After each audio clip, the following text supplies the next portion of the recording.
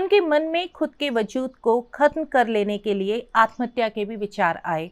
वे घर के पास बहने वाले झरने में कूदकर अपना जीवन खत्म कर लेना चाहती थीं। तो कभी वे अपना सामान गठरी में बांध वृंदावन जाकर वैधव्य जीवन बिताने के बारे में सोचा करती थीं। नमस्कार, मैं श्रुति अग्रवाल और आप देख रहे हैं साहित्य तक का खास कार्यक्रम औरतनामा। औरतनामा के पहले एपिसोड में हम बात कर रहे हैं असम की सशक्त लेखक इंदिरा गोस्वामी जी की, जिन्हें साहित्य की दुनिया में मामोनी रायसम गोस्वामी के नाम से भी जाना जाता है। मामोनी का जन्म असम के एक पारंपरिक जमींदार परिवार में हुआ था। इनके जन्म के समय नगर ज्योतिष ने कहा था कि ऐसे अशुभ ग्रह में जन्म लेने वाले बच्चे के 2 टुकड़े कर ब्रह्मपुत्र में डाल देना चाहिए। इंदिरा गोस्वामी उर्फ मामोनी अपनी आत्मकथा में लिखती हैं कि बाद में उसी ज्योतिष ने मुझे लिखने और अध्ययन करने के लिए प्रेरित किया। औरतनामा के पहले एपिसोड में इंदिरा गोस्वामी का जिक्र क्यों? पहला, इसी माह वे जन्मी थीं। इसी माह हमने उन्हें खो दिया था। दूसरा और सबसे बड़ा मानीखेज कारण यह है कि हम अपने आसपास अवसाद से घिरे लोगों को आत्मघात करते देख रहे हैं। इस भयानक समय में हमें पीछे मुड़कर स्त्रीवाद के उन सशक्त हस्ताक्षरों को देखना होगा जिन्होंने अवसाद की जकड़न से मुक्त हो आगामी पीढ़ी के लिए महत्वपूर्ण लिखित दस्तावेज छोड़े हैं। अपनी आत्मकथा द अनफिनिश्ड ऑटोग्राफी के शुरुआती पन्नों में वे शिलोंग के घर के पास स्थित झरने में कूदकर आत्महत्या कर लेने के भाव के बारे में विस्तार से लिखती हैं। वे लिखती हैं कि इस अवसाद ने मेरी युवावस्था को काफ़ी बर्बाद किया। बचपन में इंदिरा गोस्वामी अपने पिता के काफ़ी करीब थी। जब वे छोटी थीं तो उन्हें पिता की मृत्यु का भय हमेशा सताता था। बड़े होने पर पिता का साथ तो छूटा ही, साथ ही उनके पति माधवन रायसम अयंगार की मृत्यु भी शादी के महज 1.5 साल के अंदर सड़क दुर्घटना में हो गई। इसके बाद अवसाद ने उन्हें चारों ओर से घेर लिया था। शुरुआत में नींद की गोलियों ने उनका साथ निभाया, लेकिन उसके बाद उन्होंने अपने पुराने साथी कलम का हाथ थामा, और क्या खूब थामा। वे अक्सर यह दावा करती थी कि उन्होंने सिर्फ जीने के लिए लिखा था, अन्यथा उनके लिए जीवित रहना संभव नहीं होता। उन्होंने अपने पति के साथ कश्मीर और राजस्थान के अनुभवों को अपने उपन्यास अहिरों और द चैनहब करंट में इस्तेमाल किया था। इंदिरा गोस्वामी ने वैधव्य का दंश भोग रही स्त्रियों पर खूब खुलकर लिखा। उनका एक उपन्यास है दक्षिण कामरूप की गाथा। अपने इस उपन्यास में उन्होंने असम की विधवा महिलाओं के जीवन को चित्रित किया।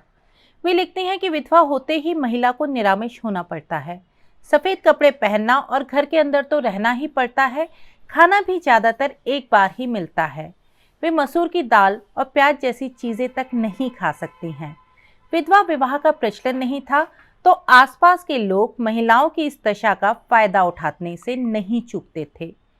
रिश्तेदार जमीन जायदाद हड़प लेते थे। अपने इस उपन्यास के चरित्रों की प्रेरणा उन्होंने आसपास की स्त्रियों के जीवन से ही ली थी। उन्होंने स्वयं ही लिखा था कि मैंने अपनी एक चाची के चरित्र का चित्रण किया है। नर्मन देवी वे 15 वर्ष की उम्र में ही विधवा हो गई थीं। उन्हें पढ़ने का बहुत शौक था, लेकिन सामाजिक प्रतिबंध के डर से स्कूल जा ही नहीं पाई। उस समय कहावत प्रचलित थी कि अधिकारियों की पुत्रियों पर आकाश के चमकीले सूर्य की भी दृष्टि नहीं पड़नी चाहिए, उन्हें असूर्य पश्यना होना चाहिए। इसी तरह उन्होंने एक उपन्यास के पात्र के चरित्र की प्रेरणा अपनी दादी से ली थी। उनकी दादी ने ताउम्र अपने ही बुने कपड़े पहने। उन्हें तथा उनके जैसी अनेक गोसाई महिलाओं को नंगे पांव ही सारी उम्र बितानी पड़ी थी। इंदिरा जी कहती थी कि मेरे उपन्यास जीवन के यथार्थ अनुभवों पर आधारित हैं, पर मुझे मेरे किसी भी उपन्यास से संतुष्टि नहीं मिली है। मैंने इन्हें कभी कठोर और दर्दनाक तौर पर ढाला है, तो कभी खुश और आनंदमय अनुभवों पर मेरी कल्पना शक्ति से। इंदिरा गोस्वामी ने कम उम्र में अपने साथी को खो दिया था। वे बचपन से विधवाओं के साथ हो रहे दुर्व्यवहार को देख रही थी। कभी स्वयं उनके मन में भी वृंदावन जाने का ख्याल आया था। इसलिए अपने उपन्यास नीलकंठी ब्रज को लिखने से पहले उन्होंने काफ़ी समय वृंदावन में रहकर शोध किया।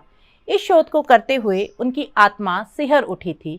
उन्होंने बहुत बेबाकी और सच्चाई से पूर्वी बंगाल से वृंदावन आई विधवाओं की आंखों देखी कारुणिक और विभत्स स्थिति को अपने उपन्यास में उकेरा था। साथ ही स्त्रियों के अंतर्मन और इच्छाओं को सामने लाने की कोशिश भी की थी। वृंदावन में महिलाओं की स्थिति में कुछ सुधार हो सके, इसके लिए उन्होंने अपने स्तर पर कुछ नेताओं से मिलने की कोशिश भी की। ऐसी ही एक बड़ी कोशिश का उल्लेख यहाँ करना बेहद आवश्यक है। इंदिरा गोस्वामी ने लंबे समय तक असम के चरमपंथी संगठन ULFA United Liberation Front of Assam और भारत सरकार के बीच मध्यस्थ की भूमिका निभाई थी। अंदर तक असमियत की रंगत में रंगी निडर इंदिरा गोस्वामी अपने प्रदेश को बेहद प्रेम करती थीं। उतना ही प्रेम उनका अपने देश के प्रति भी था। यदि उनके जीवन के व्यावसायिक पहलू को देखें तो उनका साहित्यिक जीवन बहुत जल्द ही शुरू हो गया था। वे पढ़ ही रही थी कि उनकी कहानियों का पहला संग्रह प्रकाशित हो चुका था। पेशे से वे शिक्षक थीं। दिल्ली विश्वविद्यालय के भारतीय भाषा विभाग में असमिया की प्रोफेसर रहीं। उन्होंने 12 से अधिक उपन्यास लिखे, कई कहानी संग्रह आए, उनका कई भाषाओं में अनुवाद भी हुआ। उन्होंने 27 साल की उम्र में ही अपनी आत्मकथा का पहला भाग लिख लिया था। आधा लिखा दस्तावेज बेहद संजीदगी और साफगोई से लिखी आत्मकथा है, जिसका दूसरा भाग लगभग 20 साल बाद दस्ताबेजर नूतन पृष्ठा के नाम से प्रकाशित हुआ। इसके अलावा उन्होंने रामायण फ्रॉम गंगा टू ब्रह्मपुत्र नामक गंभीर शोध भी किया है। साहित्य में उल्लेखनीय योगदान के लिए उन्हें साहित्य अकादमी और ज्ञानपीठ पुरस्कार समेत अनेक सम्मानों से सम्मानित किया गया था। सम्मानों से इतर उनके एक उपन्यास द मैन फ्रॉम छिन्नमस्ता के लिए कुछ हिंदू समुदाय के लोगों ने उन्हें जान से मारने की धमकी भी दी थी। उस उपन्यास में उन्होंने कामाख्या मंदिर में पशु बलि के पारंपरिक रिवाज का विरोध किया था। इंदिरा जी की स्त्रीवाद को ही नहीं, मनुष्यवाद को भी जी रही थी। उन्होंने अपने प्रिय हाथी से जुड़े कई किस्सों को भी कहानियों का रूप दिया था। वे इस तरह की धमकियों से कभी नहीं डरी थी। उनका कहना था, कुछ लोग ही विरोध कर रहे हैं, अधिकांश तो साथ ही हैं। बस यही उनका अपनी तरह का अलौकिक स्त्रीवाद था। उन्होंने अवसाद को अपनी ताकत बना शब्दों में ढाला, न सिर्फ अपने बल्कि पूरे समाज के लिए। औरतनामा के आगामी अंकों में हम स्त्रीवादी लेखकों के जीवन से जुड़े ऐसे ही अनूठे पहलुओं को लाने की कोशिश करेंगे। शुक्रिया।